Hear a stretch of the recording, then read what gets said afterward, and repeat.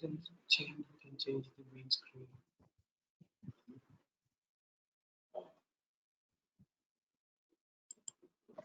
So we can change. Exit.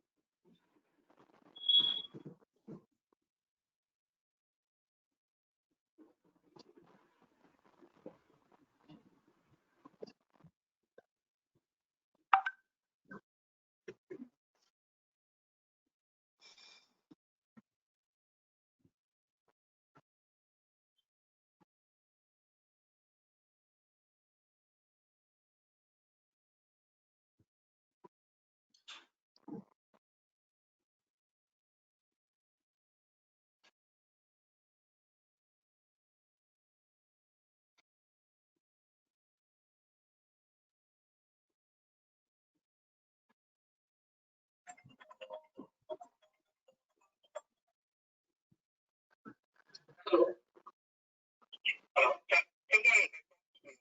Yes, sir. Tell me. Yeah, Anil, we're just starting.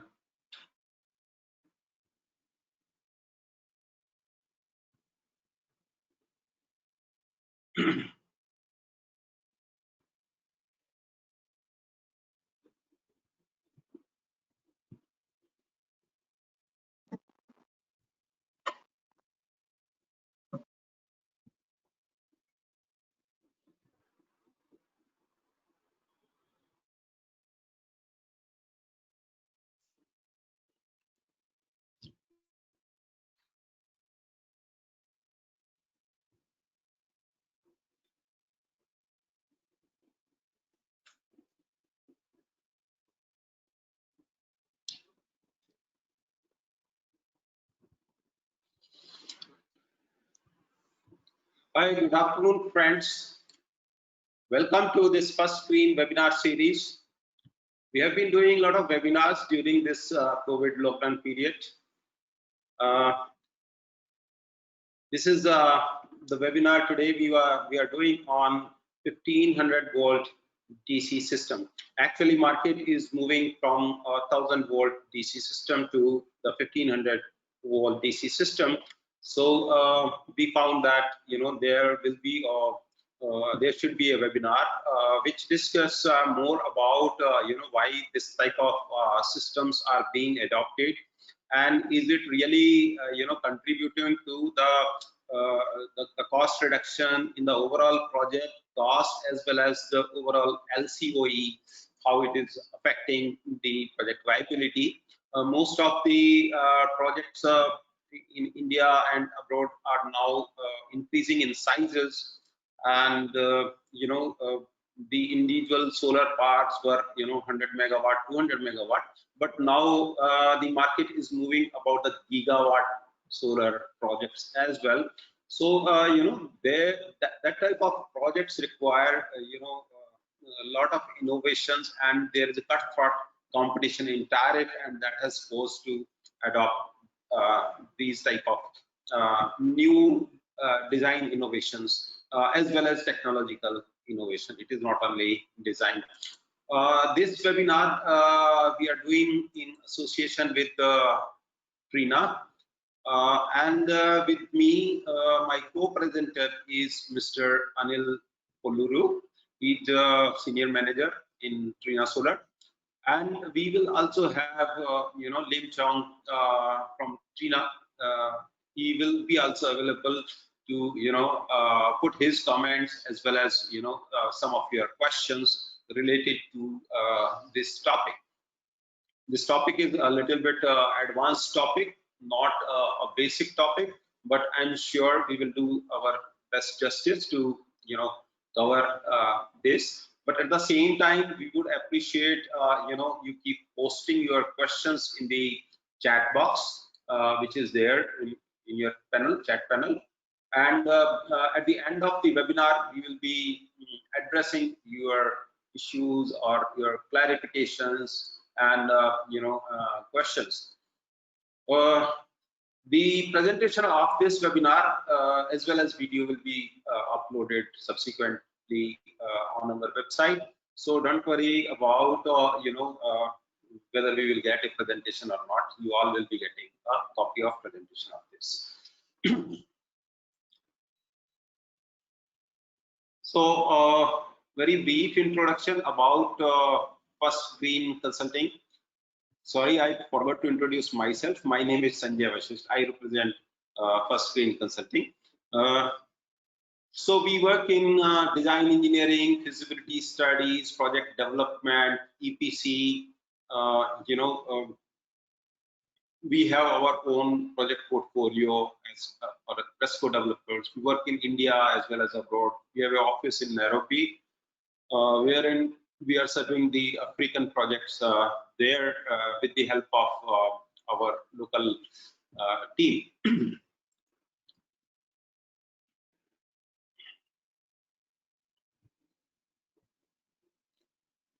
So there are two sessions in this webinar. One is taken by me, which is focusing more about the market trend, how the market is moving, and why these type of systems are beneficial. What are the advantages, disadvantages, and what are the issues and concern when we adopt this. So when we adopt 1500 volt DC systems, there are three major items which are concerned. The first item is the PV module itself. The second item is the inverter, and the third item is a basket of item which is known as BOS, balance of system. But today our focus will be more on the module side, how the module industry is being geared up to adopt this, and what are the new things happening in the modules. A lot of innovations are happening once we have adopted this level of things. So that part, of course, Trina, Mr. Anil and his colleague will be able to address. So I will speak about the typical introduction, the market trends in 1500 volt. Then we will have module and inverters. What are the changes happens, system configurations, and we will have a comparison between 1000 volt and 1500 volt system. How and why is a 1500 volt system is better, and then finally the challenges. So friends, it is the economics which drives the technology. We have seen solar industry which started with some 18 rupees tariff, and today we have reached to this industry wherein 2.5 rupees tariff is the reality. Of course, we have crossed the grid parity, and renewables have been so disruptive technology that some of the thermal power plants are facing challenges of shutdown.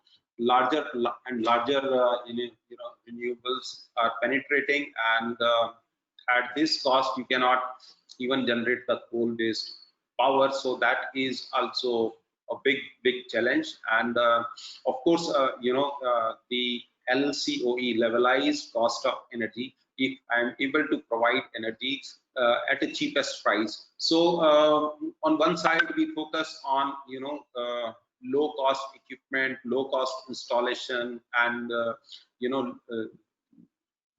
better O&M practices and better technology and all. The PV panels are improving in terms of efficiencies, inverters have also improved in terms of efficiencies, but when we drive this level of technological change, this is 1500 volt can be considered as one of the drastic technological change industry is moving. So we are currently in transition mode, and you will see the market trend, how it is behaving. So we actually started with the initial 600 volt DC systems when the inverters were available in this voltage category. Gradually we moved to 1000 volt DC systems, and now we are moving towards 1500 volt DC system. So what happens is this curve, you are starting from here to gradually shifting it to 1500 volt. So if you have got a larger area under this power curve, means within a single block you are able to produce more and more power. You may require even less land. The individual PV modules efficiency and capacities are also increasing. So and so far, we were talking about the DC-AC ratio. So we used to have the DC-AC ratio to the tune of 1.2 to 1.3. That was a typical standard. But now when we are moving to 1500 volt, you can even go to a super DC-AC ratio, that is, as up to 50% of your capacity you can overload to your system, because larger is the voltage, you can have better curtailment in your system. If the system is working, and if it is a system which is operating at a higher voltage, actually it means less current flow in your wires. If it is less current flowing in your wires, it means less losses. So just to give you some idea, we talk about the performance ratio. Performance ratio is nothing but how much you have produced at the surface of your module, and how much you have actually recorded in your energy meter. So from module to the energy meter, in the whole value chain, you lose about 20-25% of the energy. That is accounted in various losses. We have seen that in our PVSys reports and all, which are mainly DC losses, AC side losses, soiling losses, and so many other losses are there. But especially, if you are operating at higher voltage, your DC side losses as well as AC side losses also reduce. Your BOS cost also reduces. So that drives the new level of tariffs which we are seeing in the Indian market. So basically, when you adopt this type of 1500 volt systems, the industry has to make different levels, and for 1500 volt there are better standards, especially because you have to handle a higher voltage, so your equipment's insulation levels and safety requirements, they increases significantly, and those things have to be taken care, not only in the inverter but also in the modules. Even in modules, there are a lot of things which they have to take care when they shift module from 1000 volt to a 1500 volt. Maybe this part, what all the changes have happened, or what are the changes adopted while shifting from 1000 volt to 1500 volt in terms of safety and other efficiency features. Maybe Tina will share with us what all change they have done. Of course, even junction box also is improved, and you have got there are many other features which they will share with us. So if we compare a 1000 volt with a 1500 volt system, so within a given block you can produce something like 1667 kilowatt. And if you have 1,000-1,500 volt, then you can even produce up to 2,300 kilowatt within the same area. Of course, your module ratings will be higher, and that's how you reach to. The voltage has increased by 50%, so 1.5 times is an increase in the operating voltage. And the MPPT voltage range, which was earlier from 600 to some 950 volt, it is now has moved to some 800 volt to 1300 volt. So the delta V, that is known as the operating voltage window of the inverter, that has increased from 600 volt to 800 volt, which gives you a significant flexibility in terms of the operational and fluctuations and so many other things in the inverter. So almost 30% increase we get in terms of our operating voltage window. Actually, we are operating at a higher MPPT levels. In IV curve, you have seen that the voltage is function of temperature. So if the temperatures are higher in the countries like India, if you have a larger voltage window, then you get more flexibility of operating, and your string design flexibility will also be there. The current per kilowatt is typically about 1.65 ampere per kilowatt. A typical string, which is about 6 kilowatt in a 20 module string of 1000 volt system, and it has about 8.5 ampere as current. So those type of things. But while you go for 1500 volt, the typical the current operating current is 1.25 ampere per kilowatt. That means a lot, means less current is flowing, and power is function of current multiplied by voltage. So if you have increased voltage, of course current will reduce in the same proportion, and you have got a reduced current flow in your wires. Especially we are talking about the DC side. So about 25% less current is flowing in the wires. It means 25% less DC losses are happening in your system. Then the current per kilowatt, when you operate at the maximum MPPT level, at that time it is 1.05 and it is 0.77. So that is also advantage to you. AC voltage of the inverters. So typical 1000 volt inverters are like 390 or 400 or 418 volts. While the output voltage of the inverter in case of 1500 volt system is 550 volt. It varies based on the supplier to supplier. This is not exact number, but you get something like this. So, and from this, if you step up to 11 kV or 33 kV, then your step up voltage ratio is lesser, so you will require less windings in your transformer. Your losses even in AC side, cables coming from inverter to the transformer will also be less, because your operating voltage on AC side has also increased. Of course, the inverter size is also smaller as compared to that, and the overall power density which you get is about 174 kilowatt per meter cube. Now, how the market trend is happening about this? This development started in early 2016, though we have not heard that much in 2016, because maybe 10-11% penetration happened about this level of voltage. And the actual installations in India about 1500 volt have been adopted in last 2 years, to my knowledge. This is a report by IHS Markit. They are the global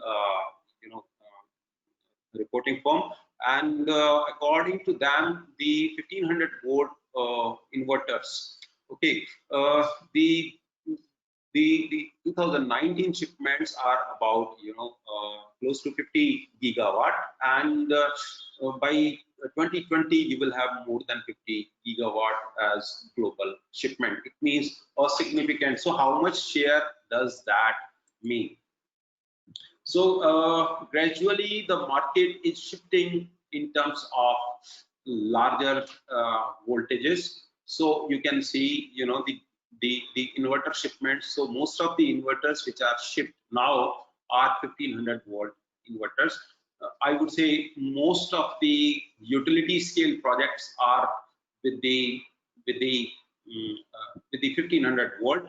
However, the rooftop projects are with 1000 volt. In rooftop, adopting 1500 volt is a bit challenging because there are so many safety considerations and other requirements come up. So that sector has not, of course, in some part of the commercial projects people have adopted 1500 volt, but most of these installations, so you can see almost more than 80% of the installations which are coming up now are adopting the 1500 volt. So there's a big technological change in the market happening, and we are actually at the end of the transition phase.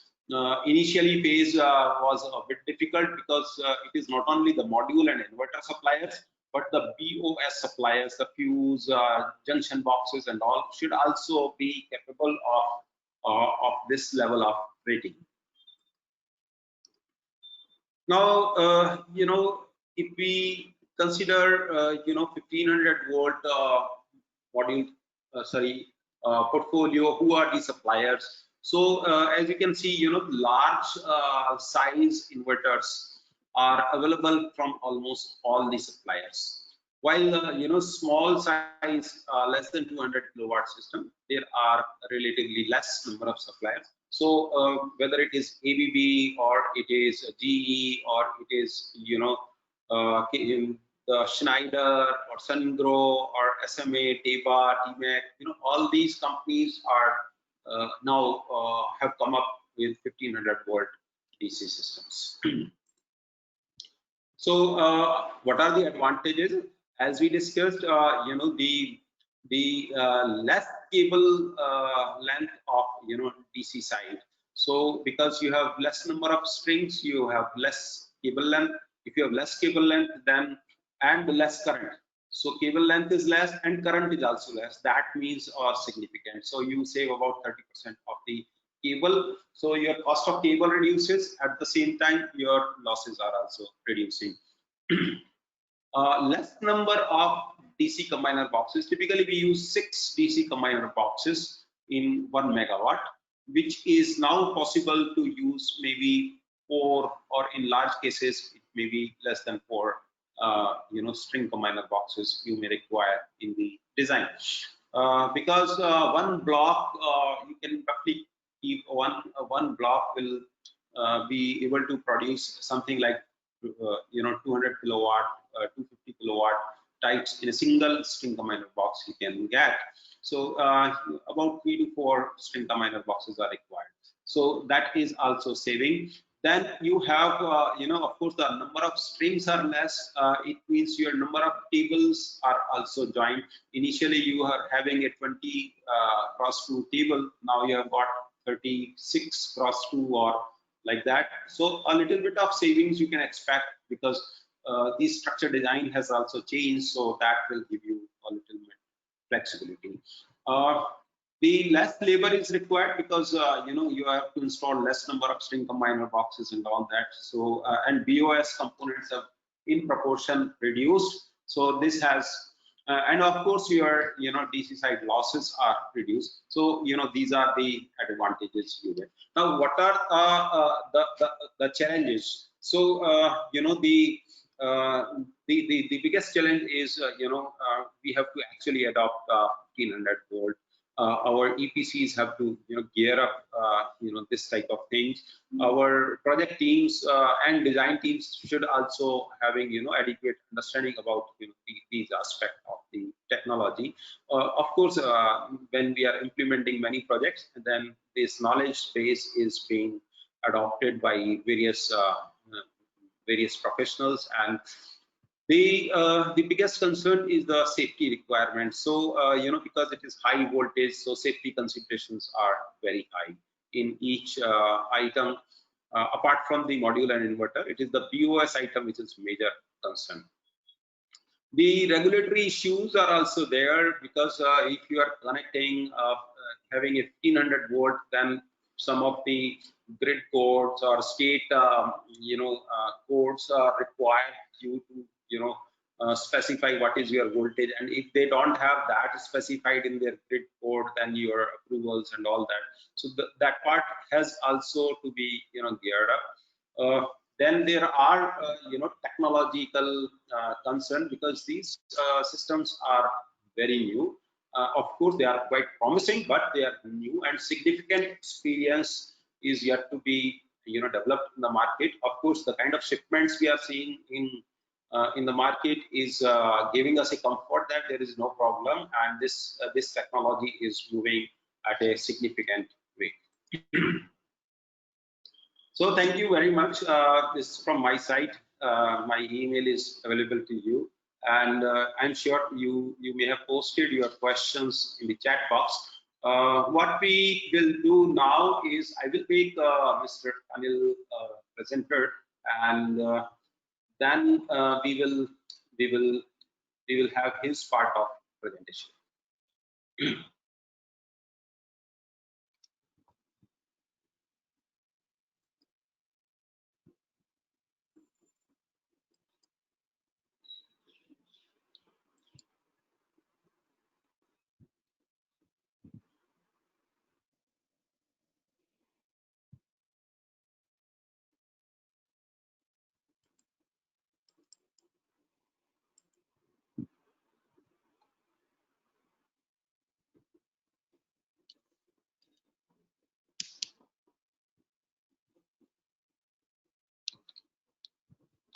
Sorry, I kept on mute. Good evening to you all. I hope you can see my screen, right? Yeah, you are visible, Anil. Yeah, excellent. Thank you for attending this webinar. This is hard time for everybody, but I think everybody is trying to use it in a better way on educating themselves on different various aspects. So this is good to learn. My name is Anil Poluru. I am working at Trina Solar as a senior manager. I have more than a decade experience in solar photovoltaics, mostly into technical and commercial aspects of the solar PV industry. And today it is I'm going to take you through the 1500 volts benefits and challenges, as well as about our newly launched product Vertex. Coincidentally, both of them are talking about the lowest LCOE, levelized cost of energy, which would benefit to the end developer. I'll take you through the slides one by one, how this is possible with a 1500 volt system and with Vertex. If you have any questions, please you can put them in our chat box. We would happy to reply you during the session or after the session.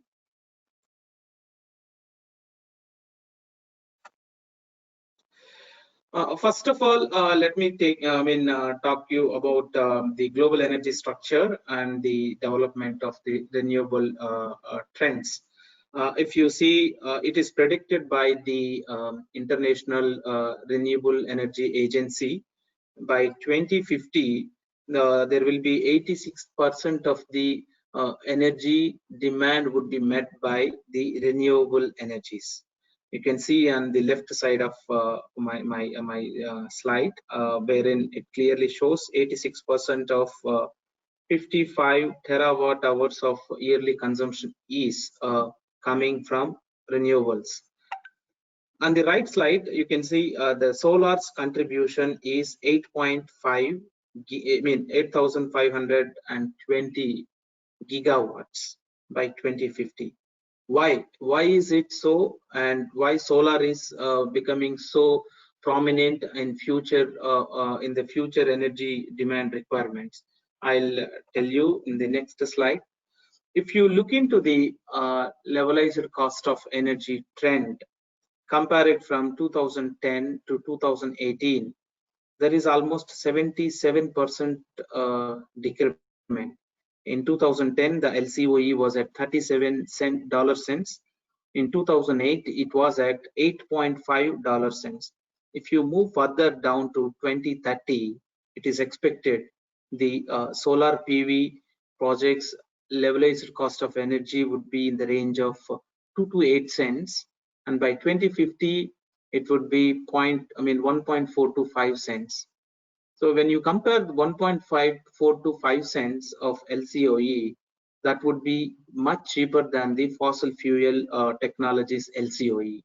So this is the only reason why solar is going to play a key role in future in the humankind's energy demand. Let me talk about the LCOE. What are the key elements in the LCOE? How this 1500 volts is going to give a huge impact on the LCOE. So if you define the LCOE, it's a simple mathematical formula that total cost divided by the total power generation for the entire lifetime of the solar power plant. So I'm still again dividing the various factors. What includes the total cost of the LCOE. It is the initial investment, which consists of the module cost and then the BOS. BOS is nothing but the efficiency. It is again indirectly depends on the module power and the module efficiency, and then the total operation and maintenance cost, other costs, minus some system residuals, divided by your total power generation. The total power generation is nothing but the specific energy that you could able to get out of a given solar power plant or a solar PV panel. So for a reduced LCOE, what we need to have is, number one is lowest cost, highest power, then the high reliability. Reliability is nothing but the lifetime of the solar power plant, 25 years or 30 years, and high power generation. High power generation in any given environmental condition, your module able to deliver a best performance so that you would be able to reduce your LCOE.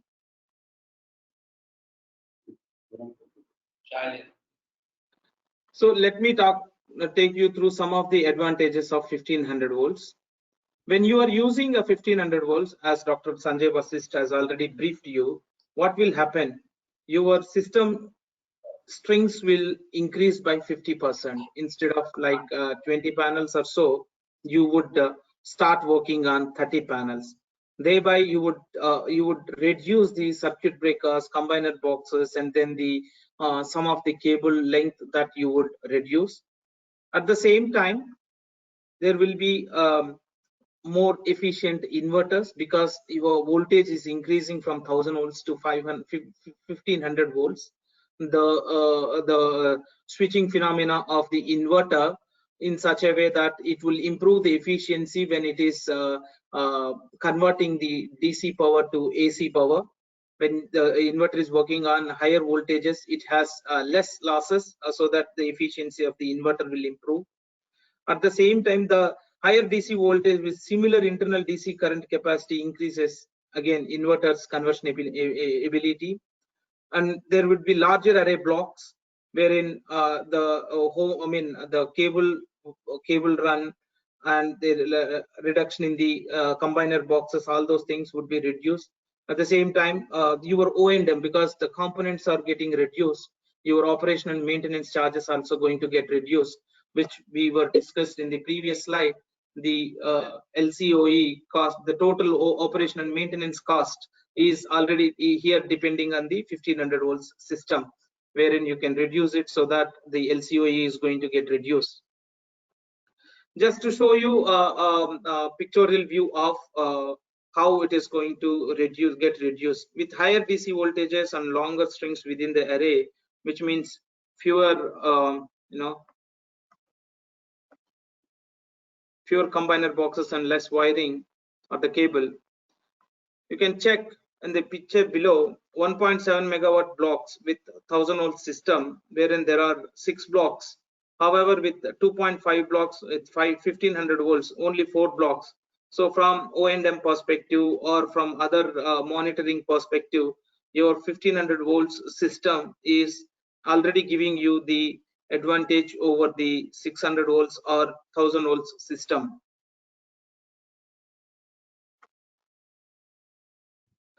Just to show you the only 1500 volt system impact, I'm here not talking about anything on the module side. I'm simply I'm trying to show you the impact of 1500 volts system over 1000 volt system. When you run some simulations, again when you work on the LCOE, it is clear indication here. You can see in the initial investments you would save 1.8%, and the performance would improve by 1.2%, and for a 25 years LCOE it is going to get reduced by 2.4%. Here I'm only talking about the impact of 1500 volts. In the subsequent slides I'm going to take you through the impact on LCOE of the high wattage panel and a new technology panel.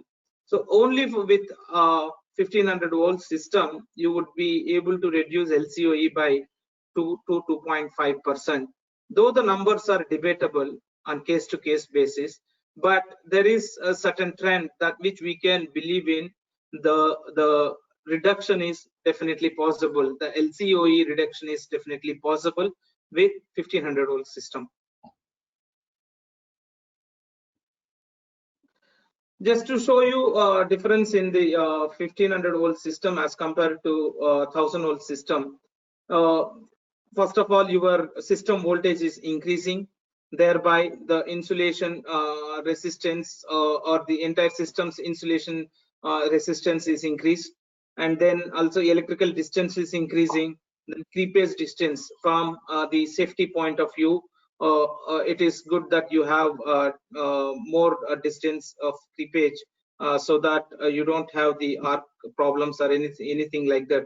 So 1500 volt system, not only on the investment point of view or the generation point of view, but also on the safety point of view, you are going to have advantage over a 1000 volt system. Here I am just listed down the components of 1500 volt system: the module, cable, combiner box, and then again cable between combiner box to the inverter. And in the inverter you would have different components like the switch, lightning arresters, fuse protector, circuit breaker. All these components you need to make sure are capable of handling 1500 volts DC voltage, so that the system it can be designed with this. I've already explained about this. I'll just keep on this slide. Yeah, coming to this test standards, IEC 1000 volts and IEC 1500 volts. There is an insulation voltage. Already we have spoke about it. Insulation test will be done on 1500 volts. Again, insulation test double time, which will be, on 1500 volts it will be done for 4000 volts. We discussed on it. Wet leakage current test would be done at 1500 volts. Pulsed voltage would be done at 16,000 volts. And PID test, already that's a typo error. Draft is typo error, but PID test already been developed and implemented at 1500 volts. All Trina solar panels or pass through this PID test. So there are the brief advantages of 1500 volts. Now I would like to take you through certain advantages of high power modules. Before that, I will take you through this module power trend. How is it for the last 10 years or so? You can see in 2009 the modules output was 290 watts.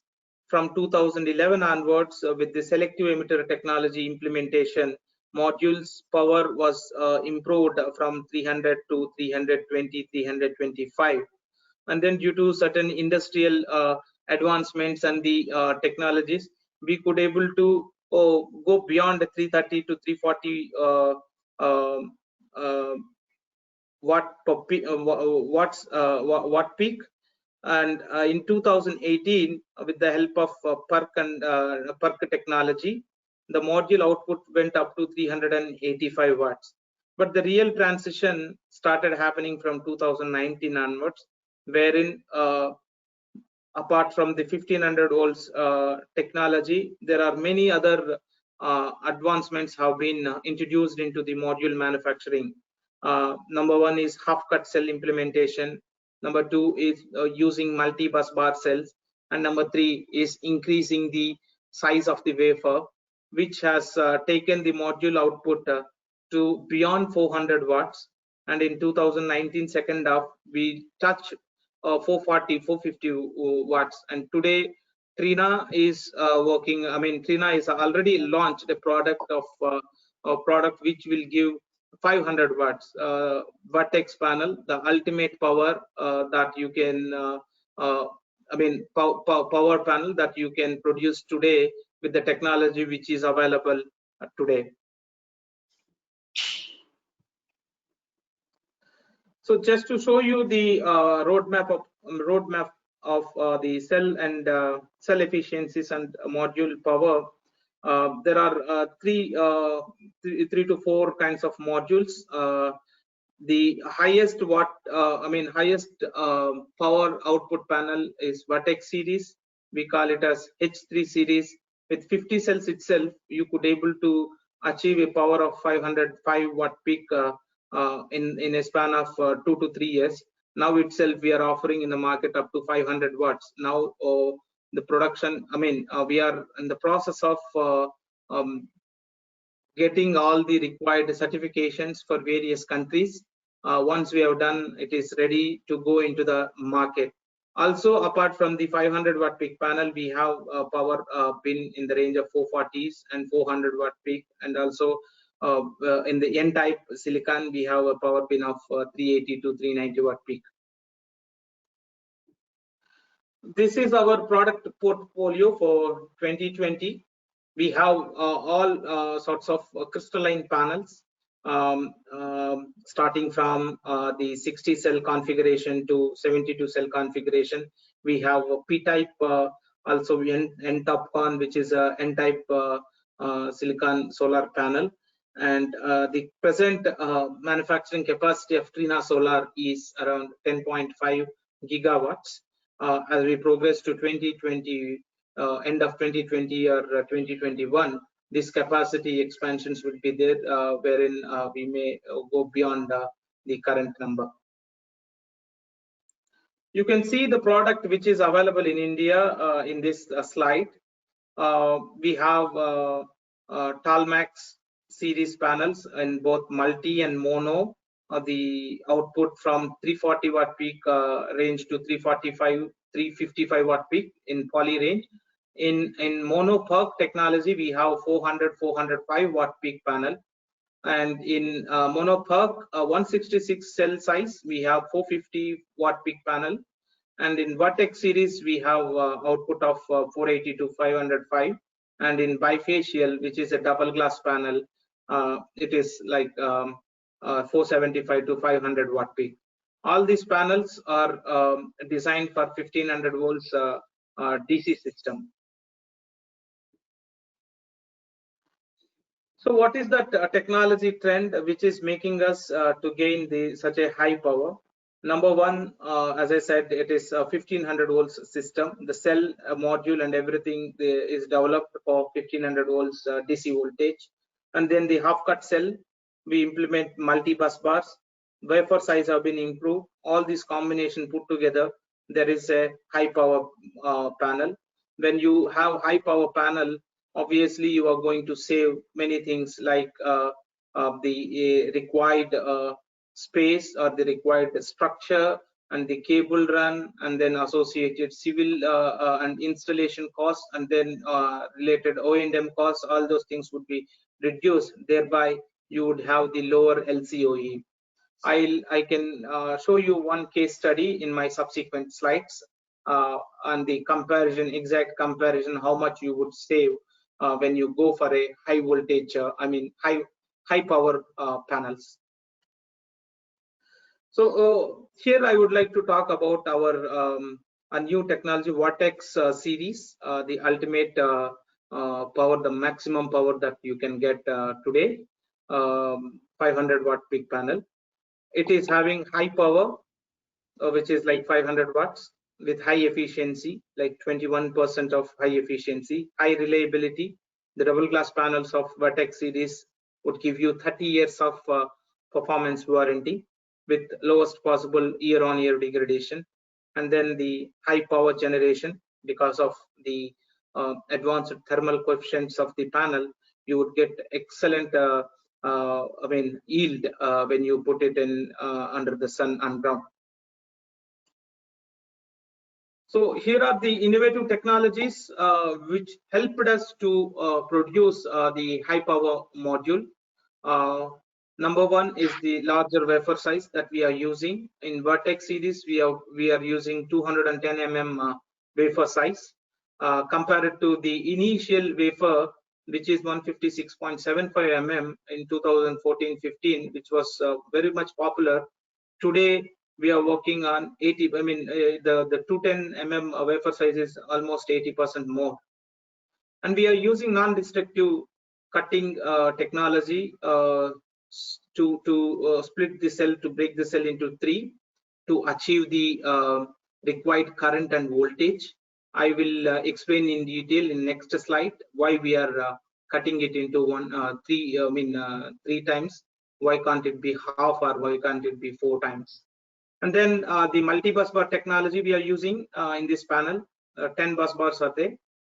So I can explain you in this subsequent slides benefits of the multi-bus bar. And high density encapsulation technology is helping us to produce a high power Vortex panel. In my subsequent slides, as I said, I would like to explain you what is that making us to go with this 210 mm. Today, if you see the semiconductor industry from 1965 to 2005, the wafer sizes have been increased from 2 inches to 12 inches. Whereas in the solar industry, which is predominantly started from 2008 or 2010 onwards in India, however, globally we can say from 2005 onwards, the wafer sizes have been increased from 125 to 156, 158, and last year, like we saw rapid change, 158 mm to 166 mm. But as you can see in the slide, the semiconductor industry, 12 inches wafer, 12 inches wafer, which can produce 210 mm wafer. This is what we are talking here. This can be the maximum size of the wafer that you would produce with the today's technology. And Trina Solar has been worked a lot. Like I believe, to my knowledge, our internal R&D team was working on this product almost 12 months back. I think last year, September or July, they have started working on this. And today we are in a position to launch the product. We are the first company to launch this product with such a high manufacturing capacity at one go. So this is why we chose. There is nothing in between 166 to 210. We directly went to the top pinnacle level where you can touch the maximum output that you can achieve within the available wafer size. You can see here various combinations of the cells, because having a bigger wafer is definitely an advantage, but at the same time, from the designer perspective, from the electrical perspective, this panel should not be a new panel. It has to be meeting the same electrical parameters of the existing technology, so that the designers can easily work on it. So we worked on all the combinations. We worked on using it as a full cell, using it as half cut cell, and also 1/4 cell. However, when we checked all the electrical parameters, the 1/3 cutting cell is having a 500 watt peak of power, and then the current short circuit current in the range of 12.1 amperes, open circuit voltage in the range of 51 volts. So which is near to the present technology, wherein the 72 cell panel is already providing same kind of parameters. So for any system integrators or for any designer, this panel is not special. It gives high power, high efficiency. However, when it comes to the compatibility of usage, it is the best which is available. You need not think about anything. You just need to do your string design and connect it as a normal panel. Such a beautiful design that our team has developed. That's how we have chosen to go with 1/3 cut cell panel instead of half cut or 1/4 cutting cell. And the technology which we use to split the cell also very different here. Generally, you can see in my slide on the left top, the cutting usual cutting technology in solar industry is having a laser at more than 1500 degrees Celsius, and then you try to melt the silicon on the top of it. From the back side, you are going to give some kind of pressure, mechanical pressure, thereby the cell would be broken into 2 pieces. When you do this, you would see in my center slide, center of my slide, there is a rough edge which is rough cutting surface, which you can see. This is going to give you a high possibility of increasing possibility of having micro cracks and all. At the same time, the strength of the mechanical strength of the cell is also going to decrease. You can see on the right hand side of my slide, the mechanical strength of the cutting cell with the traditional technology is in between 85 to 105 megapascals. Whereas the non-destructive cutting tech process which we are implementing at Trina Solar would give you the smooth cutting surface, thereby you would not experience any rough surfaces, and also the life of the panel is more because the less possibility of developing micro cracks. And when you check the mechanical strength of this cell, you can see it is almost at par with a full cell, though you are cutting it into 3 pieces, but the mechanical strength of the cell is at par with the full cell, which is a good thing to have, so that you can use it in the field with, the reliability of the panel would be good as compared to other technology. And here I will talk about the multi-bus bar technology compared to the old flat bus bar technology. The old flat ribbon technology is, you use a flat ribbon which will occupy the space. But here, with the help of round wire, which is very thin as compared to your flat ribbon, you are going to improve the optical performance. Optical performance is nothing but you are extracting, you are trying to maximize your power output by increasing the reflectivity of the this solar energy. You are going to maximize your productivity with better optical performance. Thereby, you can have better performance. Secondly, the multi-bus bar will the electrons time to travel to the main bus bar is very low, because you have as many bus bars, so that any electrons with low energy also can travel to the nearest bus bar and it can convert it into productive electricity. So there also you are going to improve your efficiency, electrical efficiency to 1 to 1.5% both. You are improving the efficiency, again you are improving the optical performance of the panel using your multi-bus bar technology. Here I am talking about the encapsulation method. At the bottom of the slide, you can see 3 pictures. One is a traditional panel, another one is high density module, which we are talking now, vertex, and there is a shingling.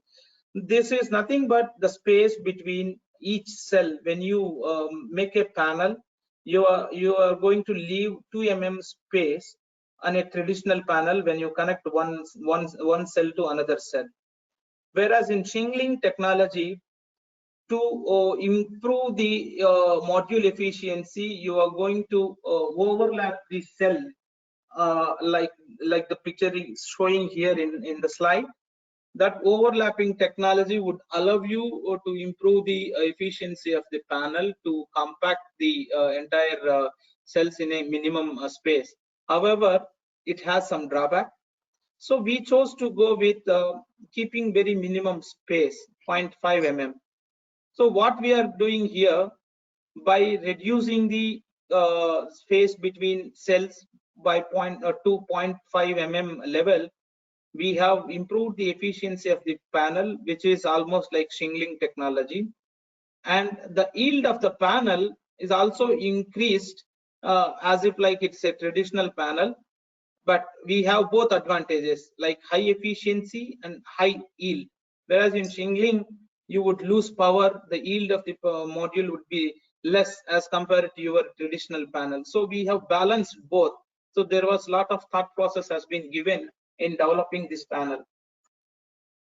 So if you see the value that we bring to the table with this Vertex panel, when you compare the module with a 400 watt peak or 450 watt peak panel, you can see the BOS reduction is happening 6 to 8%, and the reduction in LCOE you can achieve around 3 to 4%, which include here I'm only comparing the benefit of high power module. I am not comparing the 1500 volts system. If you compare 1000 volts system with a 1500 volts high power module, you would definitely see LCOE reduction of 5%, which is a huge value to think about. Here I have tried to give you a kind of comparison, comparing the Vertex panel with Vertex is 500 watt panel with 440 watt peak panel. Number of modules you would reduce almost like 8.2%. Thereby the structures have been reduced, assuming that we are using here the tracking system 2V. So half of the panel tracking system has been reduced. Whereas when it comes to the installation and installation charges, you are going to reduce by 8.8% because your panels and the civil related costs also get reduced. Cables you are reducing, foundation you are reducing, thereby the cable laying, like the cable trenches or the copper rods for the earthing and all those things, savings will be there. It is estimated to see when you compare the 500 watt peak panel with 440 watt peak panel, you would have at least 0.8 cents, 0.8 cents or $0.008 of benefit by using high efficiency, high power panels. So we have two series in this 500 watt peak panel with backsheet and bifacial. Both of them are having IEC certified, IEC certificates, IEC reports with us. And presently, as we speak, the BAS is under progress. Anytime we will receive the BAS certificate. We are doing some case study in China, probably to show you much more clarity on how much reductions will happen on LCOE. Maybe in future webinars, we will be able to give you kind of feedback on exact benefit on the reduction in the LCOE. So that's it from my side. To summarize, the utilization of 1500 volts panel along with high power bin, high efficiency panels would give you a huge reduction in the LCOE, like 5 to 5.5%. And if it's all like, this number is debatable, because if you are using a bifacial panel and then tracking system, all those things, then your LCOE is going to be even better as compared to whatever we discussed just now.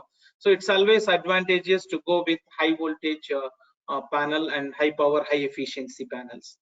Thank you. If you have any questions, please put it in the chat box. We'll happy to answer. Thank you, Anil, for the beautiful presentation. Of course, I request the participants to post their questions in another few minutes until we close. But Anil, I may have, by the time somebody else asks a question, I may have one question with you. As the system voltage has moved from 1000 volt to 1500 volt, the leakage current and the PID related risk actually increases. So how you guys are actually handling that, and then you are claiming that actually PID losses, PID things are lesser when you move to 1500 volt? Yeah, that's a good question, sir. I should have talked about this point in the advantages of 1500 volts panel. So yes, the 1500 volts system initially, when the industry is trying to adopt, there is an apprehension of the PID issue. However, we could able to mitigate it from module side. If you ask me, there are a lot of R&D has been done, not only on cell, but on various aspects, on the encapsulation material, on the backsheet, and on the entire process of manufacturing as well. So today, for last 2 years or 2.5 years, the modules have been produced. All the panels, 100% panels of the industry is using 1500 volts. And when you talk about specifically on the component, just for example, I can share with you the backsheet thickness. Now it is a minimum of 300 microns, which is being used in the backsheet module manufacturing. And also there are various advancements happened on the encapsulation material. Apart from EVA, though EVA is having a good population in the market, but now we are talking about the POE, which is a new material which will act substitute as EVA, and this can be used in the harsh environmental conditions, and which is reducing the impact or the possibility of happening PID because of its own inherent qualities. So there has been a lot of R&D was done on this front, and the components which we are now using are very much compatible of handling the 1500 volts panels, and the issues also have been addressed with these components. Yeah, good. I have some more questions on behalf of participants for their advantage. I'm just asking you. Basically, when we are moving to 500 watt types of modules with half cut or 3 cut, or maybe in future 4 cut cells, so is the technology also moving from poly to mono, or the technology will remain like a mono now onwards? Yes, that's also a good question, I would say, because now today when you talk about the trend is completely transforming from poly to mono. Just I can share the slide here. You can are you able to see this slide? Yeah, please. Yeah. So you can see here in 2017 the PERC panel, the monosilicon panel market share is 15 gigawatts, and in 2019 it was at 70 gigs, and now we are talking about 99. Maybe due to COVID impact, the number might be again went back to 80 gig, or 75 gig, but the tendency of the market is already there. People are now trying to use only mono PERC panels. Reason being, number one, just we discussed the high power pins and high efficiencies. Number two, technology, the cost of the technology has significantly came down, so there is hardly any gap between poly and mono PERC technology today. So instead of using low efficiency poly panels, it is always advised to have high efficiency mono PERC panel. Thereby you save many things. You save land, you save structure, you save civil related costs. And again, ultimately it boils down to your LCOE. So from LCOE perspective, the entire industry is now looking towards the mono PERC panels. Okay, but there is no clarity about the bifacial technology, how it will be moving. Like, how much percentage is the bifacial now? To be specific on the percentage of bifacial, no, I mean, we don't have the exact number, but I can share the kind of tendency at the global market trend which is there. Because as you see, every day the prices are going down, and you can see the feed-in tariffs of solar power is also going down. So to have an attractive LCOE and all, you have to either improve your generation or decrease your initial investment. So either or both has to happen.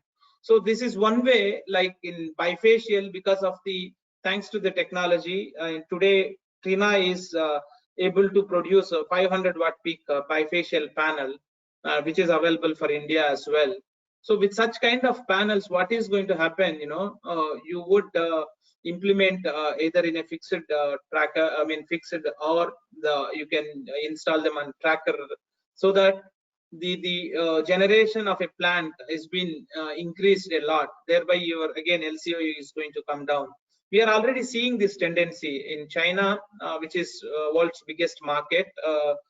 Some of the independent power producers already started implementing this concept tracker along with the bifacial panel.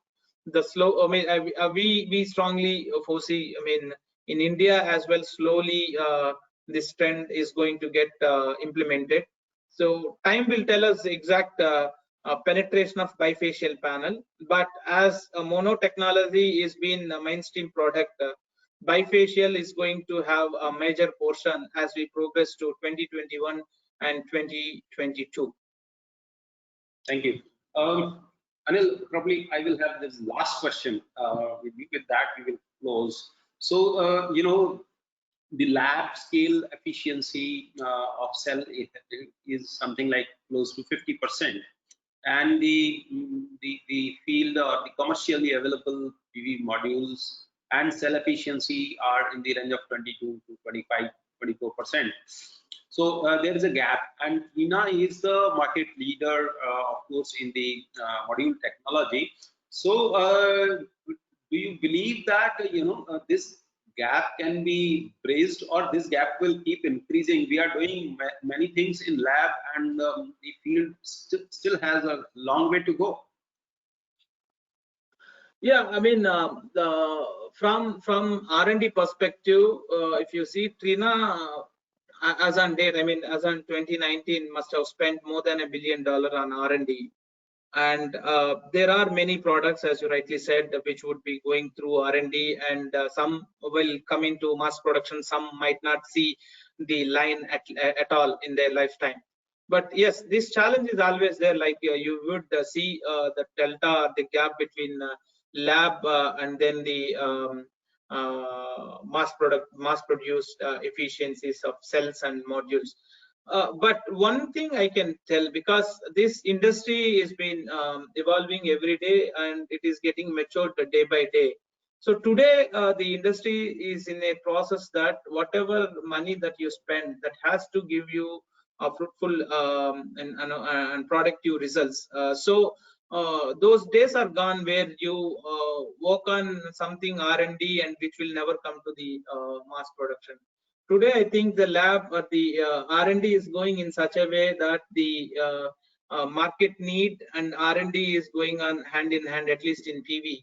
So thereby you can see 20-21% of module percentage efficiency of module is already available on market, and you have cells like 24-25% of efficiency. Not a big gap actually. It is already acceptable delta. So I would say the R&D today, whatever is happening, it is happening hand in hand situation. There is no big gap.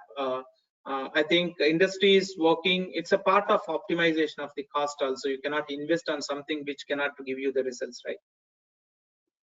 Thank you, Anil. I think as long as sun is shining, we will keep improving our modules efficiency and the generation, and maybe new technologies of time are yet to be seen. But what we see is also a significant journey from our 10% efficiency to close to 21-22% efficiency in the PV modules. Of course, the BOS and other things are also developing. Friends, appreciate your time to give us for attending this webinar, and we will have some upcoming webinar as well.